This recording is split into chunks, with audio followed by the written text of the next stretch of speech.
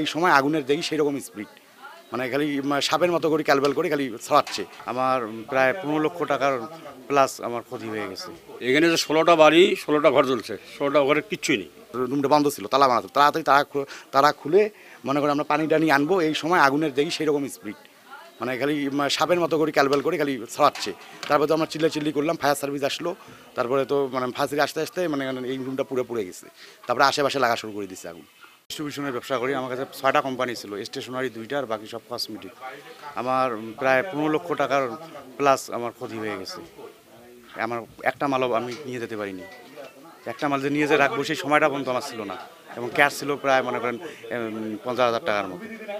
মানে আপনার ভিতরে কিছুই নাই, সম্পূর্ণ পড়ে গেছে। এখানে যে 16টা বাড়ি 16টা ঘর জ্বলছে, 16টা ঘরের কিচ্ছুই নেই। মানে ওদের একটা কাপড় নেই, যেটা পড়া ছিল এইটা ছাড়া কিছুই নেই। নগদের কাছে সব গ্রাহকই প্রিয়, তাই তো সারা দেশে ক্যাশ আউট চার্জ সবচেয়ে কম।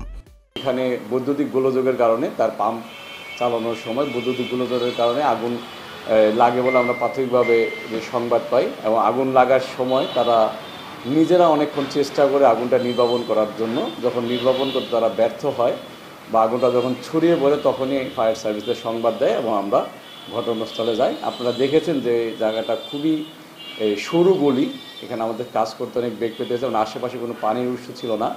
আমরা অনেক দূর থেকে আমাদের দ্বিতীয় কল গাড়ি দিয়ে পাম্পের মাধ্যমে অনেক দূর থেকে পানি আমরা আমাদের প্রথম কল পানিবাহী গাড়িতে সরবরাহ করি, এবং প্রথম কল পানি গাড়ি দিয়ে আমরা আগুনে সম্পূর্ণ কাজ করি।